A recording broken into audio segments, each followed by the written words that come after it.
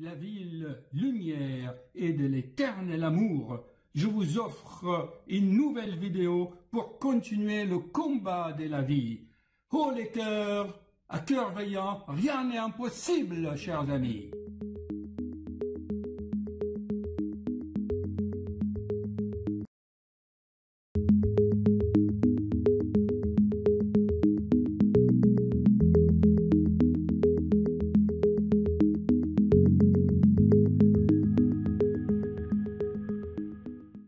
Allez, bonjour, chers amis. Là, j'arrive au cabinet à peine ce matin et je me suis dit, je vais me lancer dans une vidéo.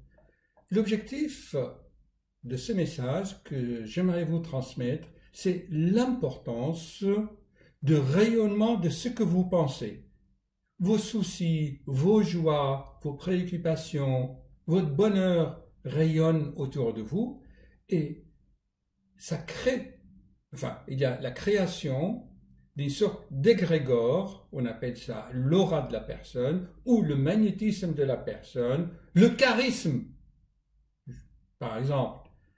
Et ceci va être influencé par la loi d'attraction. Vous allez attirer à vous des choses en fonction de ce que vous pensez. C'est très important ce message. Et vous savez, moi, j'argumente cela par des événements, des expériences de la vie de tous les jours. Alors, j'avais pris quelques notes là avant de me lancer et je vais vous raconter l'histoire juste quelques minutes avant de commencer. Alors, j'utilise maintenant l'iPad, ça m'éviterait de faire vraiment des montages, d'accord, et avoir vraiment beaucoup de temps à mettre pour créer une vidéo. Mais vraiment, vous allez vous intéresser à l'essentiel. Vous voyez ce foulard, je l'ai préparé. C'est un foulard magique. J'ai déjà fait une vidéo sur le foulard magique. Alors, ici, je ne sais pas si vous devinez un peu. En fait, c'est un tableau de Monet, de Claude Monet, qui présente les moissons. C'est très beau. Et en fait, ça a été imprimé sur un foulard. Et je vais vous raconter l'histoire. Voici. Vous voyez, chers amis, alors, ici, je vais parfois au marché, vous savez, à Antony. Ici, vous voyez le marchand, et voici son stand, d'accord? C'est lui qui vend les foulards. Si je fais ça, alors, vous voyez notre gentil marchand, là, un sympathique, je ne dirais pas un vieillard, mais un homme d'un certain âge. Notre sympathique marchand, c'est un homme d'un certain âge. J'avais sympathisé avec lui dans d'autres courses et il m'a dit qu'il était malade, qu'il prenait des médicaments pour la tension, la glande thyroïde, vous voyez. Et il était là, assis. Et dans son stand, eh ben, il y a des jolies écharpes, vous voyez. Si je fais un agrandissement, je ne sais pas si vous voyez. Il y a même dans les écharpes des dessins de grands artistes, comme par exemple la Vénus de Botticelli.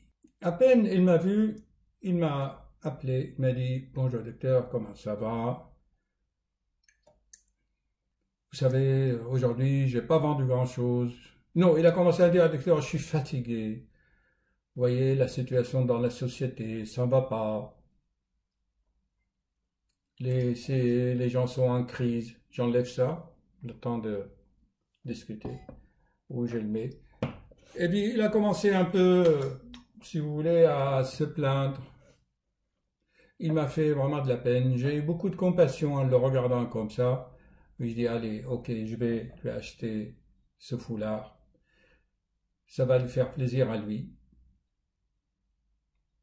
Et moi, à mon tour, je vais l'offrir à quelqu'un d'autre pour entrer la joie et le bonheur dans le cœur d'une amie ou lors d'un anniversaire. Les occasions ne manquent pas.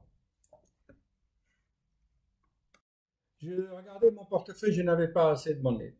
Je dis, ok, vous attendez, je vais retirer des sous au distributeur, j'y reviens. Je suis revenu à peu près 1 heure après.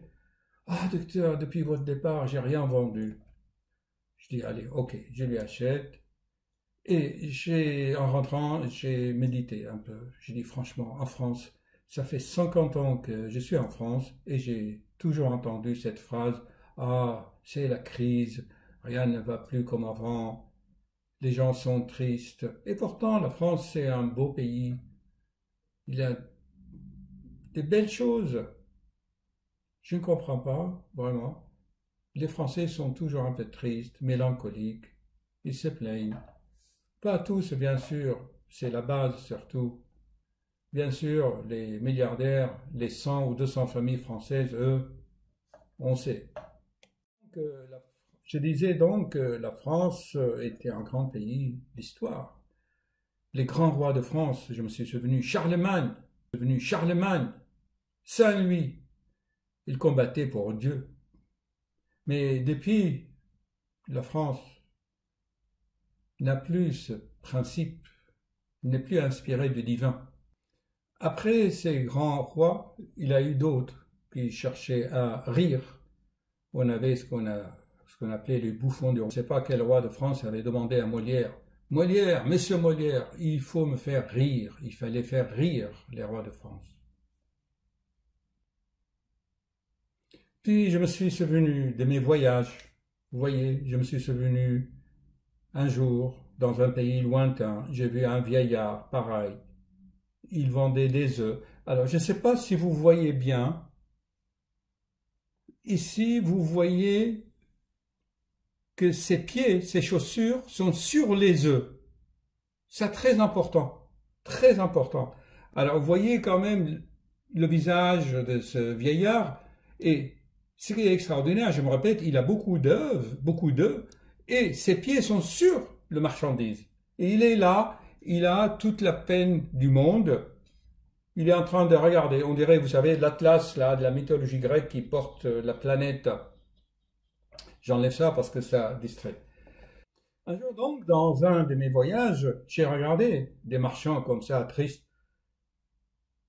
J'ai dit à quelqu'un, mais écoutez, d'abord vous enlevez votre pied, votre chaussure de votre marchandise, car les œufs c'est quelque chose de vivant, ils captent vos vibrations et les soucis rentrent dans les œufs.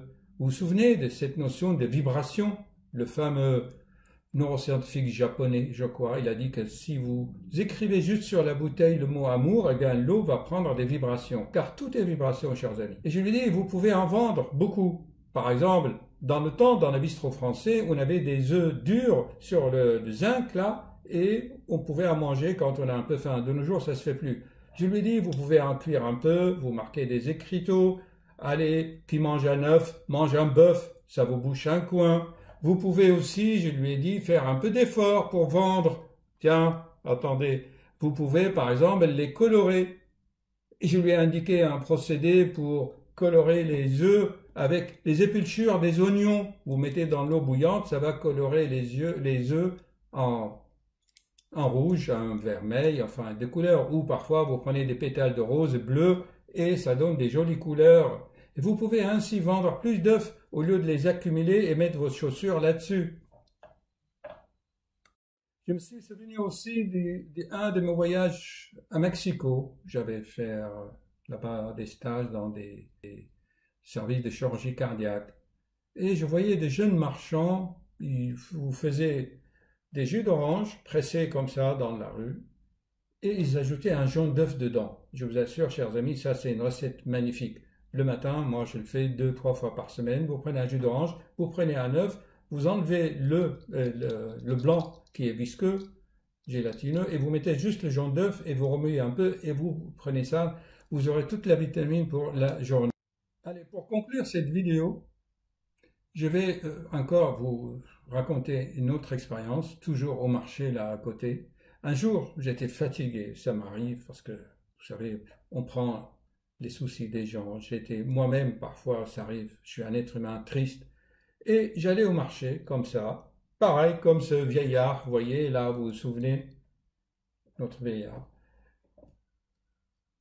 Et puis, je voulais acheter un plat pour manger à midi. Eh bien, la vendeuse, une charmante jeune fille, jeune femme, entre 30 et 40 ans, me dit, alors docteur, comment ça va ce dimanche-là? Je vous vois un peu triste. Je dis, oui, moi aussi, je commence à me plaindre. Elle dit, docteur, souriez-moi, je ne vous vends pas, je ne vous donne pas votre plat, si vous ne faites pas un petit sourire. Je dis, attendez, je suis en pleine, j'ai pas le moral et vous me demandez de sourire. Dis, souriez quand même, elle m'a dit. Alors, elle m'a souri, comment on dit? Cheese! Cheese, j'ai souri. Et le fait de changer les mimiques des muscles du visage, ça renvoie des influx nerveux au cerveau et votre cerveau réagit. Vous changez. Donc l'idée, vraiment, est celle-ci. C'est que parfois, vous avez une idée, quand vous avez une volonté, vous envoyez l'ordre de votre tête à vos muscles et vous faites des actions. Maintenant, dans l'autre sens aussi, c'est possible. Si vous modifiez les muscles de votre corps, par exemple quand vous faites un jogging, un footing ou un sourire, eh bien le cerveau reçoit des influx nerveux qui viennent de la périphérie musculaire et le cerveau change de physiologie. Donc l'idée c'est ça. Quand vous êtes triste, soucieux, que vous avez des tonnes de soucis sur le dos, eh bien j'ai remarqué, allez dans les parcs où il y a des enfants qui jouent et vous les observez et vous allez voir comment, je le dis souvent, un enfant, il joue, il tombe, il a mal, il se relève, toujours en souriant. Et je vous ai trouvé quelques photos là, vous voyez. Regardez, comment ne pas avoir un bon moral en regardant ces enfants joyeux, curieux. C'est extraordinaire. Donc, voici un remède. Vous faites entrer la joie dans le cœur des autres. On vous donne de la joie. Essayez de modifier votre environnement pour que ce soit joyeux. Vous vous souvenez, dans mon cabinet, j'ai mis plein de LED, plein de couleurs. Et en fait, automatiquement, inconsciemment, le cerveau reçoit ces vibrations de couleurs. Même mes vêtements, hier, regardez, je vais vous montrer. Voilà, chers amis, hier, je me promenais au quartier latin à Paris, j'ai trouvé une super veste, tout en lin, vous voyez? Magnifique. Voilà, je l'ai mis carrément en sortant et j'ai pris l'écharpe, voilà, l'écharpe magique qui porte la joie. Et hop, et je me suis promené au quartier latin, mais tout le monde me regardait en souriant. J'ai engendré, ça marche là, beaucoup de sourires sur les terrasses des cafés. Et je me suis assis là, j'ai pris mon café, et puis voilà. Il faut agir, chers amis. La joie, d'accord, le sourire, mais pas un sourire malin. C'est un sourire qui vient du fond du cœur, des sourires purs, avec beaucoup de compassion, beaucoup de sincérité. D'accord? Voilà, ça fait à peu près une dizaine de minutes. J'espère vous apporter de la joie. Et oh les cœurs!